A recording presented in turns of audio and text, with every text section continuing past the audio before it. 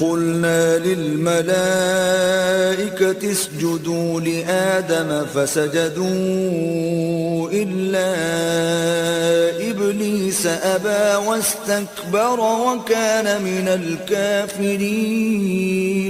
اور جب ہم نے فرشتوں کو حکم دیا کہ آدم کے آگے سجدہ کرو تو وہ سب سجدے میں گر پڑے مگر شیطان نے انکار کیا اور غرور میں آ کر کافر بن گیا. وَقُلْنَا يَا آدَمُ اسْكُنْ أَنْتَ وَزَوْجُكَ الْجَنَّةَ وَكُلَا مِنْهَا رَغَدًا حَيْثُ شِئْتُمَا وَلَا تَقْرَبَا هَذِهِ الشَّجَرَةَ فَتَكُونَا مِنَ الظَّالِمِينَ.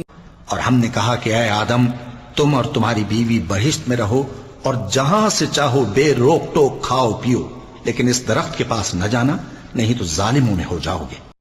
فَأَزَلَّهُمَا الشَّيْطَانُ عَنْهَا فَأَخْرَجَهُمَا مِمَّا كَانَا فِيهِ وَقُلْنَا اهْبِطُوا بَعْضُكُمْ لِبَعْضٍ عَدُوٌّ وَلَكُمْ فِي الْأَرْضِ مُسْتَقَرٌّ وَمَتَاعٌ إِلَى حِينٍ.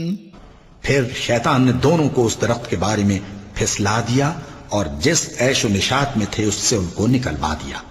تب ہم نے حکم دیا کہ بہشت بری سے چلے جاؤ تم ایک دوسرے کے دشمن ہو اور تمہارے لیے زمین میں ایک وقت تک ٹھکانہ اور معاش مقرر کر دیا گیا ہے.